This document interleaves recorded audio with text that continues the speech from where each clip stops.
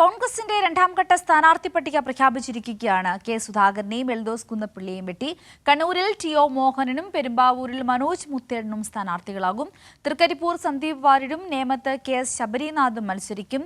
K C. വേണുഗോപാലിന്റെ പ്രതിനിധിക്കും സീറ്റില്ല. അതേപോലെ തന്നെ ഈ പട്ടികയിലുടനീളം നമുക്ക് വി.ഡി. സതീശന്റെ ഒരു പ്രമാദിത്വം കാണുവാൻ സാധിക്കും. ഇത്തരത്തിൽ നിരവധി പ്രത്യേകതകളുമായിട്ടാണ് രണ്ടാം ഘട്ട സ്ഥാനാർത്ഥി പട്ടികയും പുറത്തു വന്നിരിക്കുന്നത്. പട്ടിക പുറത്തു വന്ന അല്പസമയത്തിനുള്ളിൽ തന്നെ എൽദോസ് കുന്നപ്പിള്ളി തന്റെ അതൃപ്തി പരസ്യമാക്കിക്കൊണ്ട് മാധ്യമങ്ങളെ കാണുകയുണ്ടായി. പാർട്ടിയോട് വിരോധമില്ല, പക്ഷേ ഒരു പന്തിയിൽ തന്നെ രണ്ട് തരത്തിൽ വിളമ്പുന്ന പാർട്ടി നേതൃത്വത്തിൽ ചിലരോട് തനിക്ക് നിരാശയുണ്ട്. കടുത്ത നിരാശയാണ് ഈ സ്ഥാനാർത്ഥി പട്ടിക പുറത്തു വന്നപ്പോൾ ലഭിച്ചത്. താൻ തന്റെ ആവശ്യം പല നേതാക്കളോടും പറഞ്ഞിരുന്നു. എ.കെ. ആന്റണിയുടെ റിപ്പോർട്ടിൽ തനിക്ക് വിശ്വാസമുണ്ടായിരുന്നു, തനിക്ക് അനുകൂലമായിരുന്നു ആ റിപ്പോർട്ട് എന്നാണ് താൻ മനസ്സിലാക്കുന്നത്. എന്നാൽ അതൊന്നും ഫലത്തിൽ വന്നില്ല. ഇപ്പോൾ ഇതാ തനിക്ക് സീറ്റില്ല. ആ കാര്യത്തിൽ തനിക്ക് വളരെയധികം കടുത്ത നിരാശയുണ്ട്. മുന്നോട്ടുള്ള കാര്യങ്ങൾ തനിക്ക് വേണ്ടപ്പെട്ടവരുമായി ആലോചിച്ച് അവരും സമയത്ത് അധികം താമസിയാതെ തന്നെ അറിയിക്കുമെന്നും മറ്റുമാണ് ഇന്നിപ്പോൾ എൽദോസ് കുന്നപ്പിള്ളി പറഞ്ഞത്. സമാനമായ സാഹചര്യമാണ് കെ സുധാകരന്റെ വിഷയത്തിലും. നമ്മൾ കണ്ടതാണ്, കെ സുധാകരൻ മാധ്യമങ്ങളെ കാണും, കടുത്ത തീരുമാനങ്ങൾ ഉണ്ടാകുമെന്നുള്ള ഒരു അറിയിപ്പായിരുന്നു ആദ്യം ലഭിച്ചത്. എന്നാൽ മാധ്യമങ്ങളെ കണ്ടപ്പോൾ അദ്ദേഹം ചുരുക്കം ചില വാക്കുകൾ പറഞ്ഞുകൊണ്ട് തന്റെ പ്രതികരണം അവസാനിപ്പിച്ചു.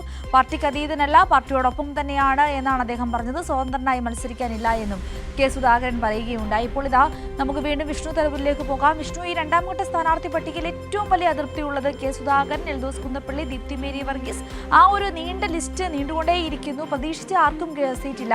ആ ഓരോ പ്രദേശത്തും കാലാകാലങ്ങളായി കോൺഗ്രസിനോടൊപ്പം ഉണ്ടായിരുന്ന പ്രവർത്തിച്ചവർക്ക് സീറ്റില്ല. എന്നാൽ മറ്റു പാർട്ടികളിൽ നിന്ന് വന്നവർക്ക് ഒരു വലിയ അമിത പരിഗണന ലഭിക്കുകയും ചെയ്തു. ഇതാണ് പൊതുവികാരം ജനങ്ങൾക്കിടയിലും, അല്ലേ?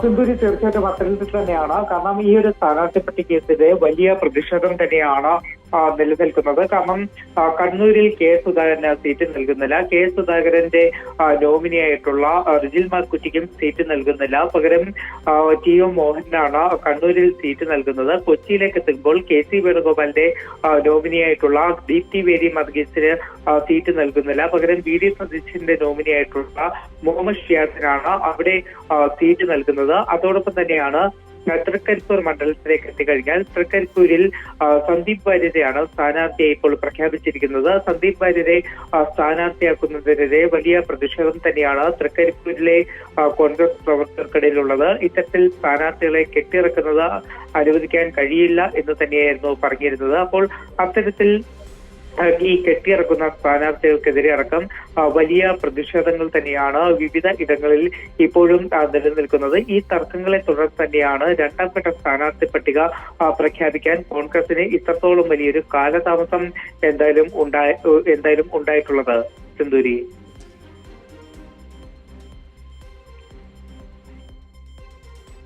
അതെ വിഷ്ണു പറഞ്ഞതുപോലെ തന്നെ ഈ ഒരു ഇത്രയധികം താമസിച്ച് ഒന്ന് ആലോചിച്ച് നോക്കൂ. കോൺഗ്രസ് ഇനി ആകെ അവർക്ക് നാമനിർദ്ദേശ പത്രിക സമർപ്പിക്കുവാൻ നാളെ, ഇപ്പോൾ ചെറിയ പെരുന്നാളാണ്, നാളെ സമർപ്പിക്കാനാവില്ല, ഞായറാഴ്ച പറ്റില്ല, ഇനി ആകെ ഒരു ദിവസം കൂടിയേ ഉള്ളൂ. ഈ ഒരു ഈ നാമനിർദ്ദേശ പത്രിക സമർപ്പിച്ചതിന് ശേഷമാണ് ഈ പ്രചരണത്തിലേക്ക് ഇറങ്ങാൻ പറ്റത്തുള്ളൂ. വളരെ കുറഞ്ഞ സമയം, ഈ കുറഞ്ഞ സമയം അവരിലേക്ക് എത്തിയതിന് കാരണം ഈ തമ്മിലടിയാണ്. ഇത്തരത്തിൽ ഇന്നലെ രാത്രി ഈ ഒരു രണ്ടാം ഘട്ട സ്ഥാനാർത്ഥി പട്ടിക ഇന്നലെ രാത്രി മുതൽ നമ്മൾ പ്രതീക്ഷിക്കുകയാണല്ലേ. നമ്മൾ ഇന്നലെ രാത്രി തൊട്ട് ഇവരുടെ ഓരോരുത്തരുടെയും തീരുമാനം അറിയാൻ കാത്തിരിക്കുന്നു. വീണ്ടും യോഗം ചേരുന്നു, വീണ്ടും മല്ലികാർജ്ജുൻ ഖാർഗെയുടെ അവിടേക്ക് നേതാക്കന്മാർ വരുന്നു. ഇതിങ്ങനെ ഈ അടി ഇങ്ങനെ നീണ്ടു പോകുന്നു. ഇപ്പോഴിതാ ഇത് അണികൾക്കിടയിലേക്കും ഈ പട്ടിക പുറത്തു വന്നതോടുകൂടി നേതാക്കൾ തമ്മിലും ഒക്കെ ആവുകയാണ്. അപ്പോൾ ഈ ഒരു തെരഞ്ഞെടുപ്പ് കോൺഗ്രസിനെ സംബന്ധിച്ച് ഒരു വലിയ ഭീഷണിയാകുമെന്ന കാര്യത്തിൽ സംശയമില്ല, അല്ലേ?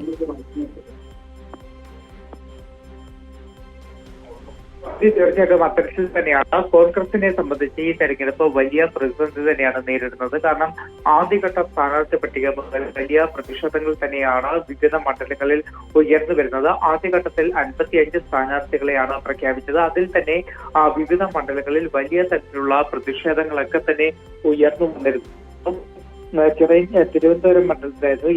തിരുവനന്തപുരം ജില്ലയിലായിരുന്നു ഏറ്റവും വലിയ പ്രതിഷേധങ്ങൾ ഉയർന്നു വന്നത്. ചിറയൻകീഴ് മണ്ഡലത്തിൽ രമ്യ ഹരിദാസിനെ സ്ഥാനാർത്ഥിയെ കെട്ടിയിറക്കുന്ന ഒരു നടപടി ഉണ്ടായിരുന്നു. അതിനെതിരെ ദളിത് കോൺഗ്രസ് വലിയ വ്യാപകമായ പ്രതിഷേധം ഇപ്പോഴും നടത്തി വരികയാണ്. അതുപോലെ തന്നെയാണ് മറ്റു മണ്ഡലങ്ങളുടെ കാര്യത്തിലും. ആദ്യഘട്ട സ്ഥാനാർത്ഥി പട്ടികയിൽ KC വേണുഗോപാലിന്റെ നോമിനികൾക്കായിരുന്നു കൂടുതൽ പ്രാധാന്യം ലഭിച്ചത്. അതോടൊപ്പം തന്നെ രമേശ് ചെന്നിത്തലയുടെ നോമിനികൾക്കും ആദ്യ സ്ഥാനാർത്ഥി പട്ടികയിൽ കൂടുതൽ സ്ഥാനങ്ങൾ ലഭിച്ചിരുന്നു. രണ്ടാം സ്ഥാനാർത്ഥി പട്ടികയിലേക്ക് വരുമ്പോഴും VD സതീശൻ കൂടുതൽ ദുർബലമാകുന്നു എന്ന് തന്നെയാണ് മനസ്സിലാകുന്നത്. കാരണം VD സതീശന്റെ നോമിനിയായിട്ടുള്ള മുഹമ്മദ് ഷിയാസിനപ്പുറത്തേക്ക് VD സതീശന് ഒറ്റപ്പെടുന്നു. അതായത് ഈ സ്ഥാനാർത്ഥി പട്ടികയിൽ VD സതീശൻ ഒറ്റപ്പെടുന്നു. KC വേണുഗോപാൽ ഒരു അപ്രമാദിത്യം ഈ പട്ടികയിൽ ഉണ്ടാക്കുന്നു. അതോടൊപ്പം തന്നെ രമേശ് ചെന്നിത്തലയുടെ നോമിനികളും എത്തുന്നു.